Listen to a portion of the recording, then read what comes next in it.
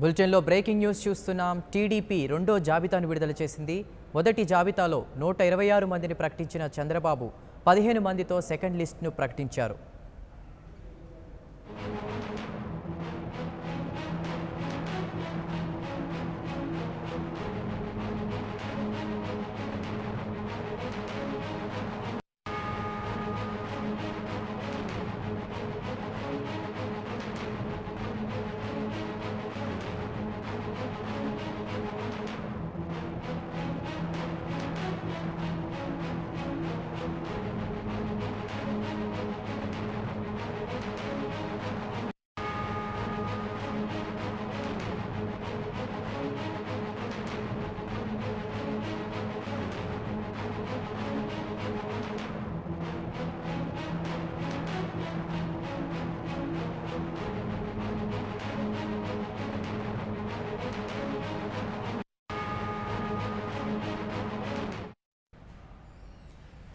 TDP రెండో జాబితా విడుదల చేసింది. మొదటి జాబితాలో 126 మందిని ప్రకటించిన చంద్రబాబు 15 మందితో కూడిన సెకండ్ లిస్ట్ను ప్రకటించారు. దీనికి సంబంధించిన మరింత సమాచారం మా ప్రతినిధి మునిరాజ్ను అడిగి తెలుసుకుందాం. మునిరాజ్, కాసేపటి కిందట తెలుగుదేశం పార్టీ రెండో జాబితాను ప్రకటించింది. ఇందులో 15 మందిని అభ్యర్థులను ప్రకటించింది. ముఖ్యంగా గురువారం రాత్రి 126 మందితోటి ముఖ్యమంత్రి చంద్రబాబు నాయుడు తొలి జాబితాను ప్రకటించారు. అలాగే ఈ కాసేపటి కిందట రెండో జాబితాను తెలుగుదేశం పార్టీ ప్రకటించింది. ఇందులో ముఖ్యంగా అనంతపురం చెందినటువంటి మంత్రి కాలువ శ్రీనివాస్ తన స్థానాన్ని తిరిగి దక్కించుకున్నారు. దీంతో ఇప్పటి వరకు అంటే మంత్రుల్లో ఆయన ఒక్కరికే చోటు లభించలేదు ఫస్ట్ లిస్ట్ లో. దీంతో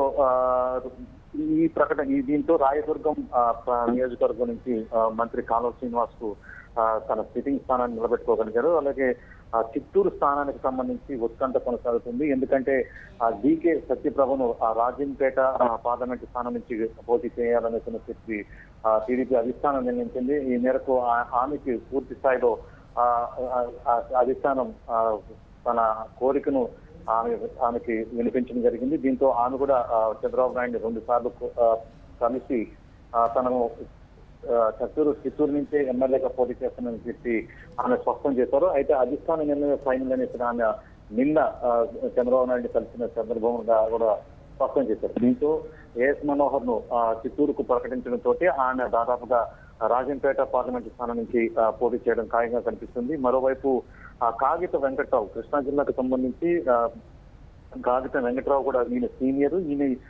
ఈయన స్థానానికి పెడన నియోజకవర్గానికి సంబంధించి కూడా చాలా రకాలైన పుకార్లు వినిపించాయి. ముఖ్యంగా మచిలీపట్నం ఎంపీగా ఉన్నటువంటి కొనకల నారాయణ, అలాగే ఇక్కడ తెలుగుదేశం పార్టీలో చేరినటువంటి వంగవీటి రాధా, వీరిద్దరూ కూడా పెడన స్థానాన్ని ఆశించారు. వీరిద్దరూ అభిప్రాయాలని పక్కన పెడుతూ ముఖ్యమంత్రి చంద్రబాబు నాయుడు మరోసారి కాగిత వెంకట్రావు సీనియర్ ఎమ్మెల్యే అయినటువంటి కాగిత వెంకట్రావుకి ఈ స్థానాన్ని కేటాయించారు. ఈయన కూడా తన వారసుడికి తన కొడుక్కి ఇమ్మనేసి చెప్పి అధిష్టానానికి విన్నవించుకున్నప్పటికీ కూడా లేదు, గెలుపు అవకాశాలను తనకే ఎక్కువ అవకాశాలు ఉన్నాయంటూ కూడా ఆయన కాగిత వెంకట్రావుకి అవకాశం కల్పించారు. మరోవైపు తాడిపత్రిలో జేసీ సోదరుడు జేసీ ప్రభాకర్ రెడ్డి కొడుకు జేసీ ప్రభాకర్ రెడ్డి కొడుకు అయినటువంటి అస్మిత్ రెడ్డికి ఈ సీటుని కేటాయించారు. దీంతో ఓవరాల్ గా చూసుకుంటే పూర్తి స్థాయిలో అంటే తెలుగుదేశం పార్టీ ప్రతిపక్ష వైఎస్ఆర్ కాంగ్రెస్ పార్టీ కన్నా ముందే అంటే దాదాపు 141 స్థానాల్లో 2 విడతల్లో కలిపి 141 స్థానాల్లో అభ్యర్థులు ప్రకటించింది. ఈ తక్కిన పెండింగ్ లో ఉన్నటువంటి 34 స్థానాల్లో కూడా రేపు అంటే సోమవారం ఉదయం నుంచి కూడా నామినేషన్ల ప్రక్రియ స్టార్ట్ కాబోతుంది. దీంతో రేపు అంటే ఆదివారం సాయంత్రం కల్లా పూర్తి స్థాయిలో టీడీపీ అభ్యర్థుల లిస్టును ప్రకటించే అవకాశం స్పష్టంగా కనిపిస్తుంది. అయితే మున్రాజ్, టీడీపీ రెండో జాబితాకి సంబంధించి ముఖ్య స్థానాల్లో ఏ అభ్యర్థులు ఉండబోతున్నారు? అలానే కొత్త వారిని ఎవరైనా ఎంపిక చేయడం జరిగిందా?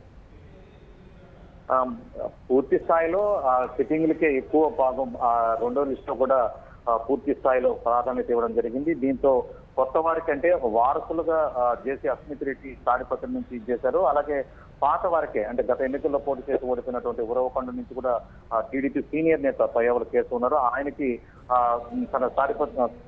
తన ఉరవకొండ స్థానాన్ని నిలబెట్టుకోగలిగారు. అలాగే బనగానపల్లికి సంబంధించి బీసీ జనార్దన్ రెడ్డికి ఇచ్చారు. ఈయన మాజీ తాజా సిట్టింగ్ ఎమ్మెల్యే ఈయన. అలాగే నందికొట్కూరు నుంచి బండి జయరాజు, అలాగే సూలూరుపేట నుంచి పరసా వెంకటరత్నం, ఈయన సీనియర్ టీడీపీ నేత, చంద్రబాబుకి సన్నిహితుడు, కాలేజ్ మేట్. ఈయన కూడా తన సూలూరుపేట స్థానాన్ని దక్కించుకున్నారు. మరోవైపు పామర్లకు సంబంధించి ఉప్పులేటి కల్పన, ఈయన వైసీపీ నుంచి తెలుగుదేశం పార్టీలో చేరారు. ఈయనకి చివరి నిమిషం వరకు కూడా